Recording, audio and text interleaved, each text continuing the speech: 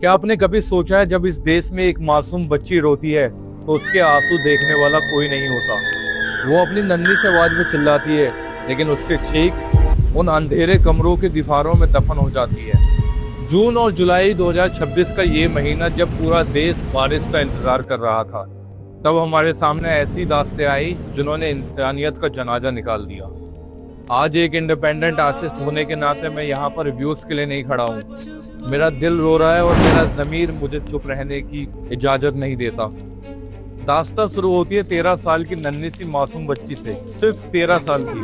अभी तो उसने ढंग से बचपन भी नहीं जिया था, अभी तो उसने ख्वाब देखना शुरू भी नहीं किया था। जून 18, 2026 का वो दिन था। वो बच्ची भटकती हुई थकी हारी राजस्थान के श्री गंगानगर बस स्टैंड पर पहुंचती है। वो अकेली थी, डर से उसके हाथ पांव कांप रहे थे। उसी टाइम उस बच्ची ने एक ई रिक्शा वाले को देखा। नाम था उसका राम बाबू। उस मासूम ने सोचा ये कोई बुजुर्ग है, ये चाचा या दादा जैसे है, ये मुझे घर छोड़ देंगे। उस छोटी सी बच्ची ने उस पर भरोसा किया और उस रिक्शा में बैठ गई। पर उस मासूम को क्या पता था, वो किसी इंसान के नहीं बल्कि एक भेड़िया के जाल में फंस चुकी। राम बाबू उसे घर ले जाने के बजाय चंद रुपयों के लालच में होटल के मालिकों को बेच देता है। एक ऐसी जगह जहां उस 13 साल की बच्ची को इंसान नहीं बल्कि एक खिलौना समझ लिया गया था। जून 18 से 26 तक 5 दिन 5 रातें, मैं बोल तक नहीं पा रहा हूँ। उसे dream hotel, hotel joy inn, hotel कूनगर और होटल सफायर इन जैसे बदबूदार कमरों में बंद कर दिया गया। वो मासूम बच्ची चिल्लाती रही, रोती रही, अपने हाथ जोड़ते रही कि मुझे छोड़ दो, मुझे अपने घर जाना है, अपनी माँ के पास जाना है। पर उन हैवानों का दिल नहीं पिघला।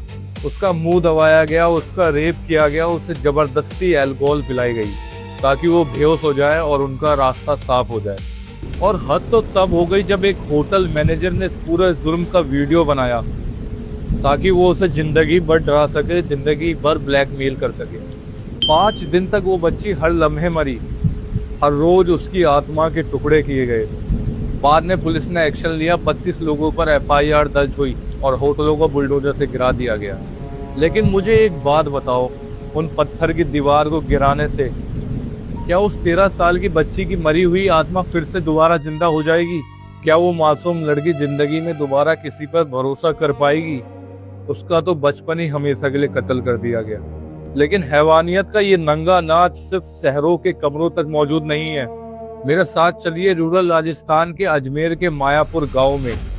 यहाँ एक और ही तरह का भूत रहता है, ध्यान प्रथा यानी विच हंटिंग का अंधविश्वास। यहाँ कुछ लोग जिन्हें भोपा या तांत्रिक कहा जाता है, वो खुद को भगवान समझते हैं। उनका काम पता है क्या है? गांव की किसी भी बेबस लाचार विधवा औरत को पकड़ना और उसको डायन घोषित कर देना। एक 21 साल की लड़की अपनी माँ के सामने बैठी थी। गांव के तांत्रिक अपने कुछ साथियों के साथ आए और उसको उठाकर घसीटते हुए ले गए। कहते हैं इस पर कोई बुरी आत्मा का साया है और साये को भगाने के लिए जो हैवानियत की गई वो सुनकर आपकी आंखों से खून के आंसू निकल जाएंगे। उस 21 साल की लड़की को लोहे के गरम गरम सरियों से दागा गया। गरम लोहा उसके जिस्म पर लगाया जा रहा था। वो तड़प रही थी, उसकी चमड़ी जल रही थी और तो और उसे झाड़ुओं से पीटा गया। वो गांव वाले के सामने हाथ जोड़ रही थी, मैं कोई डायन नहीं हूँ, मुझे छोड़ दो। पर पूरा गांव तमाशा देखता रहा, अंधविश्वास के अंधेरे में अंधा होकर। क्यों होती है ये हैवानियत? सिर्फ इसलिए ताकि उन बेबस लाचार औरतों की जमीन और प्रॉपर्टी पर कब्जा किया जा सके। इसी अजमेर के कदेरा गांव में एक 40 साल की दलित महिला को नंगा करके पूरे गांव में घुमाया गया। उसे जलते हुए अंगारों पर चलने के लिए मजबूर किया गया और तो और जब वो गिरी तब उस अंगारों को उसकी आंखों में ठोस दिया गया। वो महिला तड़प तड़प कर मर गई। कानून पन्नों में लिखा है, पर ग्राउंड में आज भी 72 से ज्यादा केसेस दर्ज होते हैं और भोपा और तांत्रिक खुलेआम घूमते हैं। मुझे बताओ भाई, ये घिनौनी और बेरहम सोच कब मरेगी? भाई जब मैं ये रिपोर्ट पढ़ रहा था ना तो मेरी आंखें धुंधली हो गई। हम कहते हैं कि देश डिजिटल हो गया है, हम चांद पर जा रहे हैं, लेकिन नेशनल क्राइम रिकॉर्ड NCRB का जो डाटा है वो हमारी तरक्की के मुंह पर एक बहुत बड़ा तमाचा है। साल 2024 में इस देश में महिलाओं के खिलाफ 4,41,534 केस दर्ज हुए। 4 लाख से ज्यादा। इसका मतलब समझते हैं आप? इस देश में हर एक दिन 1210 FIR दर्ज होती है, यानी हर 71 सेकंड में इस देश में कहीं ना कहीं किसी ना किसी स्टेट में एक औरत के साथ अत्याचार और अपराध हो रहा है। जब तक आप मेरी ये वीडियो देख रहे हैं तब तक किसी ना किसी बेटी का आंचल पीछा जा चुका होगा। और सबसे धांसू डर पता है क्या है? सरकारी रिपोर्ट कहती है कि 96.8% रेप के मामलों में आरोपी कोई बाहर का गुंडा नहीं होता, बल्कि विक्टिम का कोई अपना, कोई जाना पहचाना होता है। 42.6% पड़ोसी होते हैं, 7.2% खुद परिवार के लोग होते हैं। जब अपना ही कोई ऐसा घिनौना काम करता है तो परिवार के लोग समाज के डर से, बदनामी के डर से उस बेटी का मुंह दबा देते हैं, कानून तक बात पहुंचने ही नहीं देते। उसका दर्द वहीं घुट घुट कर मर जाता है।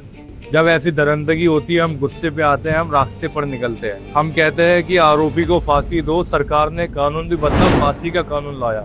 लेकिन मुझे साफ साफ बताओ, क्या कानून से डर पैदा हुआ?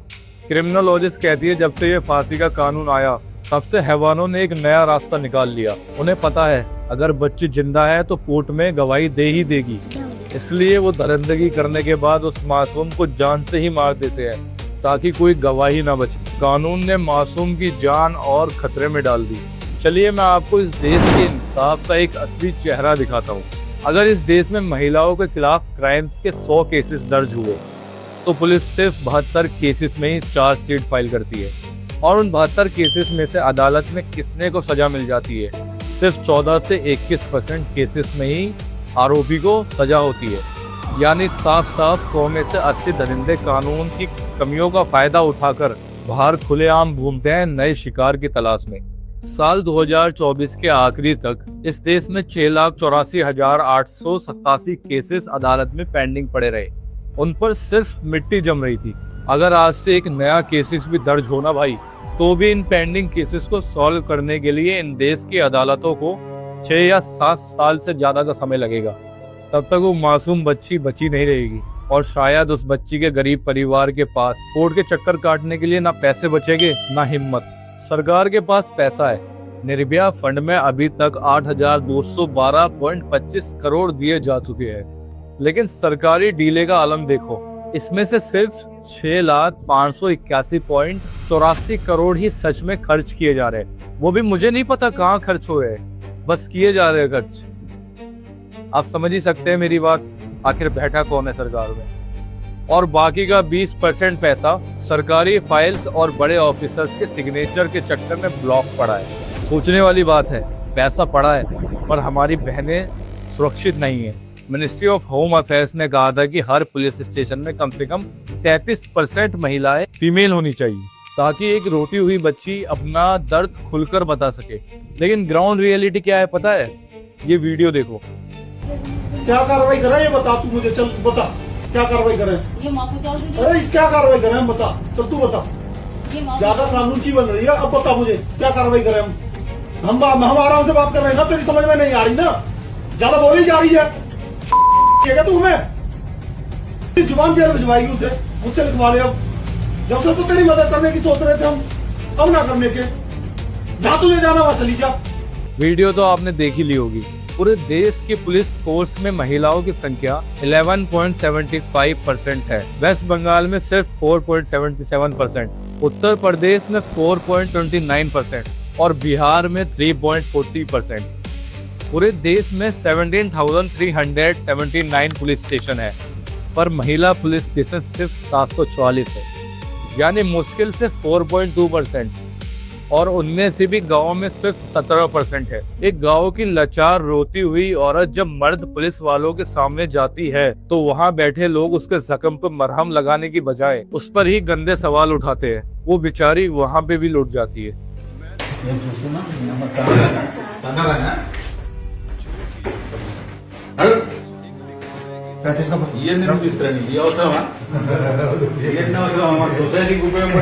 जब भी कोई बड़ा केस आता है हमारा मीडिया 3 दिन तक 24 घंटे चिल्लाता रहता है। टीआरपी का गंदा खेल चलता है, एंकर्स घंटों तक चिल्लाते रहते हैं, और 4 दिन बाद जब टीआरपी गिर जाती है तब मीडिया किसी और सनसनीखेज खबर पर चली जाती है। लेकिन वो परिवार, वो 13 साल की बच्ची, वो सालों साल अदालत के अंधेरे कॉरिडोर्स में तारीख के लिए धक्के खाती रहती है। उनका रोना सुनने को कोई नहीं आता। आपको लग रहा होगा ये दास्ता तो राजस्थान की बच्चे की है, ये तो अजमेर की लड़की की है, मेरा क्या लेना देना। लेकिन याद रखना मेरे भाई, अगर आज हम एक समाज के नाते नहीं जागे, अगर हमने इन सदियों पुरानी घिनौनी सोच और अंधविश्वास के खिलाफ आवाज नहीं उठाई, तो कल को ये अंधेरा, ये दरिंदे हमारे घर के दरवाजे पर भी पहुंच सकते हैं। लेकिन इंडिया में जैसी हालात अभी चल रही है, मुझे लगता है ये भी हो सकता है। मैं कामना करूंगा कि आप मेरी बात समझ रहे हो। मेरा काम एक इंडिपेंडेंट आर्टिस्ट के नाते इस दर्द को आपके दिलों तक पहुंचाना था। अब इस आवाज को दबा देना है या इस देश के कोने कोने तक पहुंचाना है, ये फैसला अब आपका है। नमस्कार, जय हिंद।